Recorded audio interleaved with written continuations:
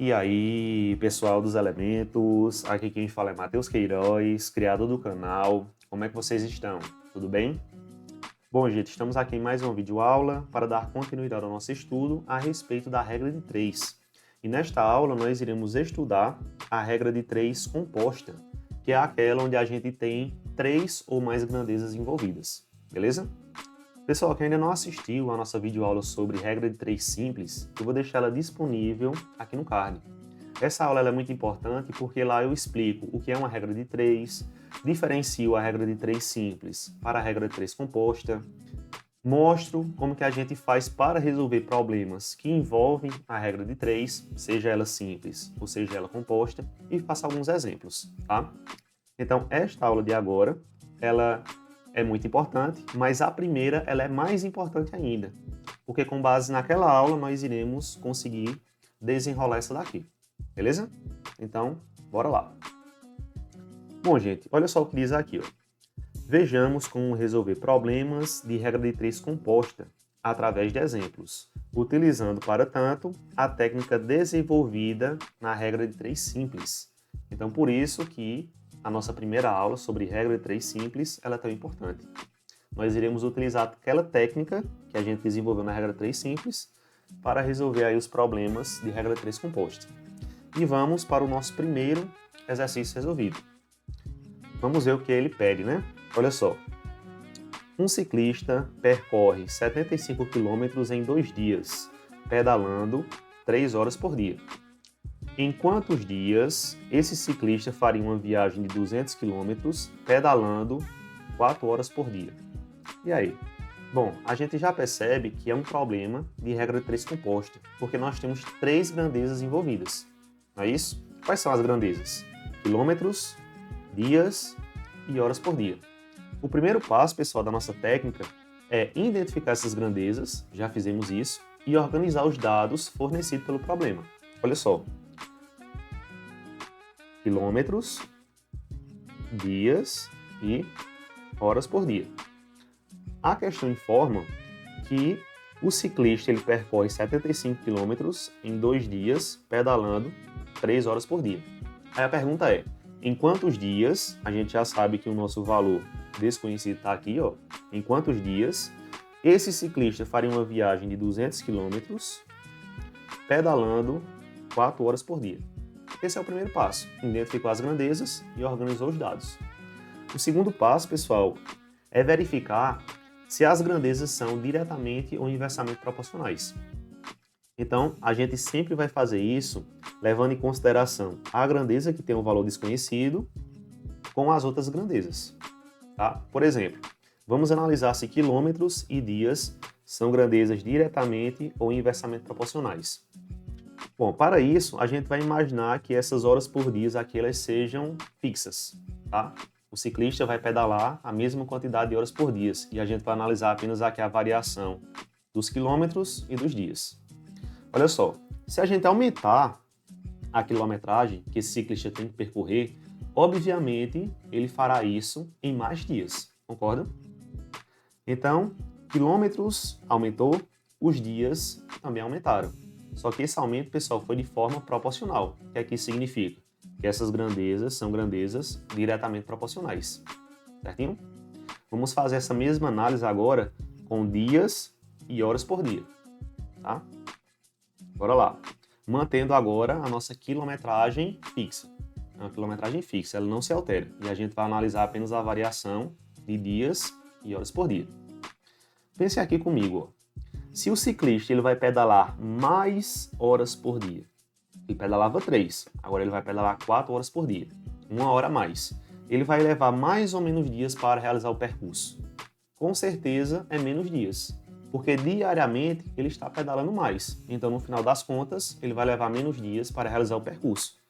Então, horas por dia aumentou e dias diminuiu. São grandezas, pessoal, inversamente proporcionais, porque um aumentou e outra diminuiu na relação inversa entre elas, tá? Então, a gente já sabe que dias e horas por dia são grandezas inversamente proporcionais. Ah, professor, eu preciso analisar quilômetros e horas por dia? Não precisa, tá, gente? A gente sempre faz essa análise envolvendo aqui a grandeza, que tem um valor desconhecido. Bom, esse foi o nosso segundo passo. O terceiro passo é a gente montar a nossa proporção. Como é que vai ficar a nossa proporção? No primeiro lado da igualdade, a gente sempre vai colocar a grandeza que tem um valor desconhecido. No caso aqui, dias, né? Vai ficar 2 sobre x, igual. Agora a gente coloca as outras grandezas. Como a grandeza quilômetros é uma grandeza diretamente proporcional a dias, a gente vai colocar da forma que está vendo aqui, ó, 75 sobre 200, tá? E essa grandeza, os dados dessa grandeza vão multiplicar os dados da grandeza horas por dias. Só que horas por dias é uma grandeza inversamente proporcional aos dias. Então esses dados a gente coloca, pessoal, de forma inversa aqui, invertido, tá? Ou seja, 4 sobre 3. Aí nesse momento vocês podem me perguntar, professor, mas por que esse procedimento funciona? Tem uma justificativa para isso, mas a gente vai deixar para uma outra aula, tá? Mas o processo sempre será dessa forma. Bom, antes de multiplicar, é interessante a gente realizar algumas simplificações, concordam? Olha só, pessoal, dá para a gente simplificar o 75 e o 3. 3 dividido por 3 é 1. 75 dividido por 3 é 25. Mesma forma, dá para a gente simplificar o 4 com 200. 4 dividido por 4 é 1. 200 dividido por 4, 50.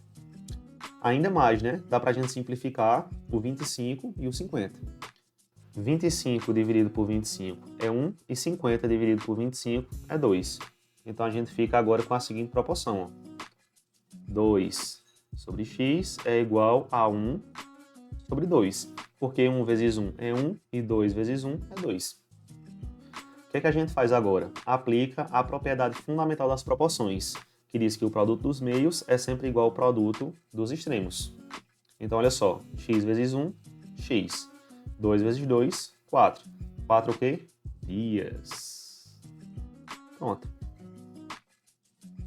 Pessoal, esse é um problema que envolve aí 3 grandezas, ou seja, de regra de 3 composta. Simples demais, né? Muito fácil. Vamos resolver mais um exercício, só que agora eu vou fazer um pouquinho mais rápido. Beleza? Segundo exercício. Olha só. Em 50 dias, com 15 homens que trabalham 8 horas por dia, foram feitos 3/5 de um serviço. Tendo sido empregados mais 5 homens e fazendo-os trabalhar 2 horas a mais por dia, em quantos dias terminarão o serviço? E aí? Nós temos quantas grandezas envolvidas aqui?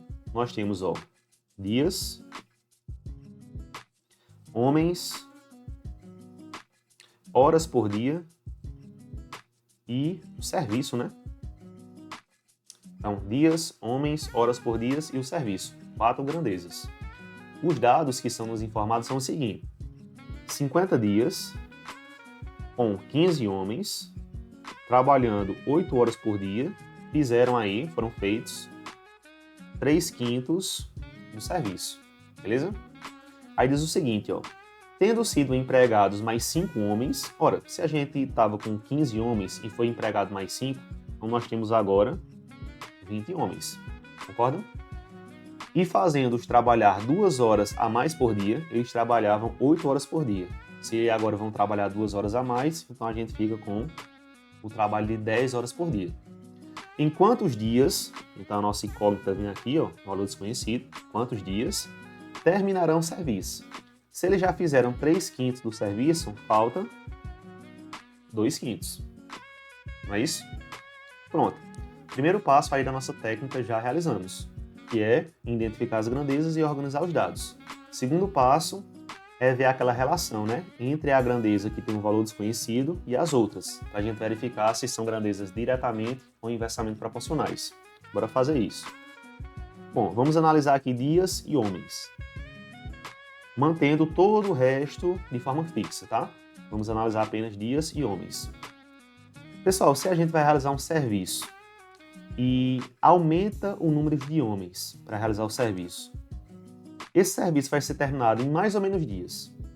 Ora, se a gente tem mais mão de obra, a quantidade de dias tende a reduzir. Não é verdade? Que a gente tem mais gente para trabalhar, tá? A quantidade de dias diminui. Então vejam, a quantidade de homens aumentou e a quantidade de dias reduziu. Isso daqui, pessoal, na proporção inversa. Então são grandezas inversamente proporcionais. Show? Vamos analisar agora horas por dias e dias. Se são grandezas diretamente ou inversamente proporcionais. Mantendo agora os homens e o serviço fixo, tá? Olha só, se os camaradas aí vão trabalhar mais horas por dia, no final das contas, eles vão levar mais ou menos dias para terminar o serviço. Menos dias, né? Porque diariamente eles estão trabalhando mais. Então não vai levar mais 50 dias. Com certeza, vai levar menos. E percebam, aumentamos a quantidade de horas por dia, reduziu o número de dias. Reduziu o quê? Na proporção inversa, tá? Então são grandezas inversamente proporcionais. E por fim, vamos analisar aqui o serviço e os dias. Bora lá. Pessoal, se o serviço reduzir, se a gente tiver menos serviço para realizar, mantendo aqui tudo isso fixo, a gente vai levar mais ou menos dias. Ora, se tem menos serviço, vai levar menos dias. Então, essa grandeza, serviço reduziu, a quantidade de dias também reduziu. E reduziu na mesma proporção. Então, são grandezas diretamente proporcionais. Show? Com base nisso, né, terminando esse segundo passo, a gente vai montar a nossa proporção, que é o último passo que a gente tem que realizar. Bom, no primeiro membro da proporção, a gente vai colocar aqui 50 sobre x, que são os dados da grandeza que tem um valor desconhecido. Então, olha só, 50 sobre x é igual... Grandeza homens é inversamente proporcional à grandeza dias, então a gente coloca esses dados de forma invertida. 20 sobre 15. Que multiplica os dados da grandeza horas por dias. Só que horas por dias também é inversamente proporcional à grandeza dias. A gente também coloca esses dados de forma invertida. Vou colocar 10 sobre 8. Que multiplica aqui os dados da grandeza serviço. Só que a grandeza serviço é diretamente proporcional à grandeza dias. Então a gente coloca da forma que está aqui mesmo. 3 sobre 5 sobre 2 sobre 5. 3 quintos sobre 2 quintos, né? Bom, agora a gente teria que multiplicar tudo e tal. Só que é melhor simplificar, né? Realizar as devidas simplificações. Bom, o que é que eu vejo aqui como simplificação? Eu posso simplificar o 20 e o 8, posso simplificar por 4. Então aqui vai ficar 5, aqui vai ficar 2, né? Simplificando por 4. 20 dividido por 4, 5. 8 dividido por 4, 2. O 15 e o 10 eu posso simplificar por 5. Então, simplificando por 5 aqui, que vai ficar 2 e aqui vai ficar 3. Nessa divisão de fração eu posso cortar os denominadores que são iguais, ficando apenas 3 meios. Eu vou repetir tudo para não ficar muito bagunçado. 50 sobre x é igual a 5 terços vezes 2 sobre 2 vezes 3 meios. Olha só, pessoal, posso realizar mais simplificações. Posso cortar esse 2 com esse, né? Claro. E posso cortar esse 3 com esse, ficando apenas 5 meios. Continuando aqui, a gente fica com 50 sobre x é igual a 5 meios. Agora eu aplico a propriedade fundamental das proporções, que diz que o produto dos meios é sempre igual ao produto dos extremos. 5 vezes x, 5x. 50 vezes 2, 100. Obviamente aqui, pessoal, o x é igual a 20, né? Um número que vezes 5 dá 100 é 20. 20 o quê? Dias. Pronto. E finalizamos aí o nosso segundo exercício resolvido. Bom, pessoal, é assim que a gente resolve regra 3 composta. Da mesma forma que a gente resolveu a regra 3 simples. Qual é a diferença?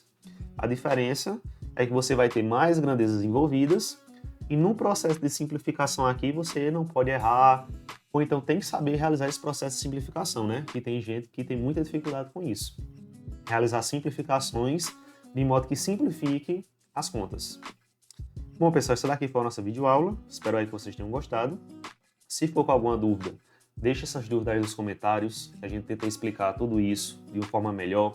Se teve alguma coisa nessa videoaula que agregou no seu conhecimento, deixa teu like aí, compartilha essa aula com um amigo, se inscreve no canal se ainda não for inscrito e aguardem as próximas aulas. Valeu e até mais!